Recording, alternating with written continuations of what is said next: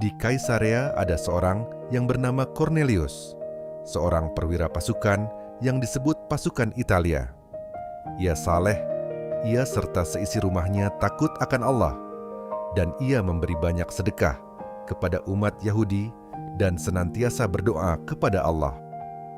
Dalam suatu penglihatan, kira-kira jam 3 petang, jelas tampak kepadanya seorang malaikat Allah masuk ke rumahnya dan berkata kepadanya, "Cornelius." Ia menatap malaikat itu, dan dengan takut ia berkata, "Ada apa, Tuhan?" Jawab malaikat itu, "Semua doamu dan sedekahmu telah naik ke hadirat Allah, dan Allah mengingat engkau. Dan sekarang, suruhlah beberapa orang ke Yope untuk menjemput seorang yang bernama Simon dan yang disebut Petrus. Ia menumpang di rumah seorang penyamak kulit yang bernama Simon, yang tinggal di tepi laut."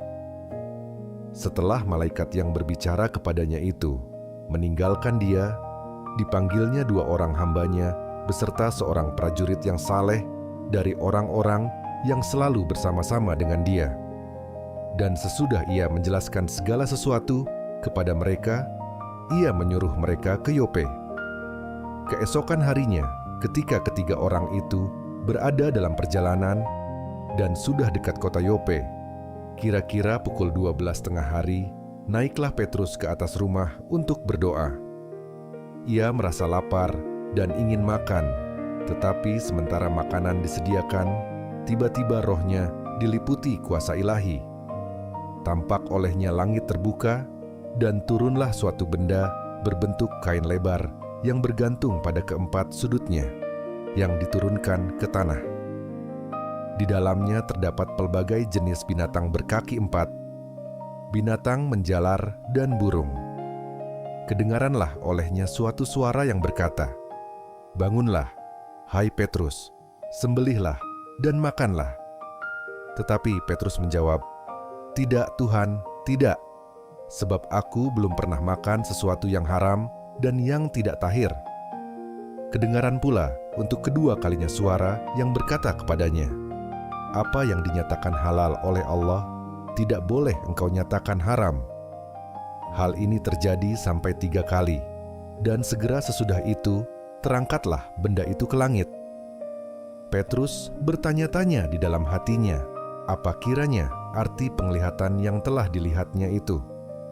Sementara itu telah sampai di muka pintu orang-orang yang disuruh oleh Cornelius, dan yang berusaha mengetahui di mana rumah Simon. Mereka memanggil seorang dan bertanya, "Apakah Simon yang disebut Petrus ada menumpang di rumah itu?"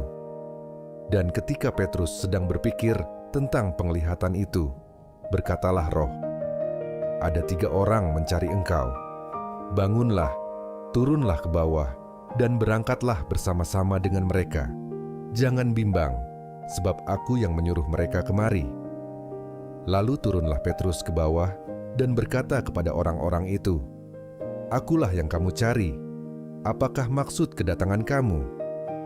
Jawab mereka, "Cornelius, seorang perwira yang tulus hati dan takut akan Allah, dan yang terkenal baik di antara seluruh bangsa Yahudi, telah menerima penyataan Allah dengan perantaraan seorang malaikat kudus, supaya ia mengundang engkau ke rumahnya dan mendengar apa yang akan kau katakan." Ia mempersilakan mereka untuk bermalam di situ. Keesokan harinya, ia bangun dan berangkat bersama-sama dengan mereka, dan beberapa saudara dari Yope menyertai dia. Dan pada hari berikutnya, sampailah mereka di Kaisarea. Cornelius sedang menantikan mereka, dan ia telah memanggil sanak saudaranya dan sahabat-sahabatnya berkumpul. Ketika Petrus masuk, datanglah Cornelius menyambutnya, dan sambil tersungkur di depan kakinya, ia menyembah Petrus. Tetapi Petrus menegakkan dia, katanya, "Bangunlah, aku hanya manusia saja." Dan sambil bercakap-cakap dengan dia, ia masuk dan mendapati banyak orang sedang berkumpul.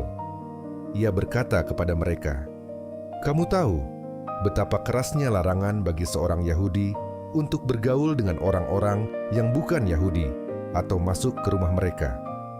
Tetapi Allah telah menunjukkan kepadaku bahwa aku tidak boleh menyebut orang najis atau tidak tahir. Itulah sebabnya aku tidak berkeberatan ketika aku dipanggil, lalu datang kemari. Sekarang aku ingin tahu apa sebabnya kamu memanggil aku." Jawab Kornelius, 4 hari yang lalu, kira-kira pada waktu yang sama seperti sekarang, yaitu jam 3 petang, aku sedang berdoa di rumah. Tiba-tiba ada seorang berdiri di depanku. Pakaiannya berkilau-kilauan dan ia berkata, "Kornelius, doamu telah didengarkan Allah dan sedekahmu telah diingatkan di hadapannya. Suruhlah orang ke Yope untuk menjemput Simon yang disebut Petrus. Ia sedang menumpang di rumah Simon, seorang penyamak kulit yang tinggal di tepi laut. Karena itu, segera kusuruh orang kepadamu, dan dengan senang hati engkau telah datang. Sekarang, kami semua sudah hadir di sini di hadapan Allah untuk mendengarkan apa yang ditugaskan Allah kepadamu." Lalu mulailah Petrus berbicara, katanya, "Sesungguhnya aku telah mengerti bahwa Allah tidak membedakan orang. Setiap orang dari bangsa manapun yang takut akan Dia dan yang mengamalkan kebenaran berkenan kepadanya. Itulah firman yang ia suruh sampaikan kepada orang-orang Israel, yaitu firman yang memberitakan damai sejahtera oleh Yesus Kristus, yang adalah Tuhan dari semua orang. Kamu tahu tentang segala sesuatu yang terjadi di seluruh tanah Yudea, mulai dari Galilea, sesudah baptisan yang diberitakan oleh Yohanes, yaitu tentang Yesus dari Nazaret. Bagaimana Allah mengurapi Dia dengan Roh Kudus dan kuat kuasa. Dia yang berjalan berkeliling sambil berbuat baik dan menyembuhkan semua orang yang dikuasai iblis, sebab Allah menyertai Dia.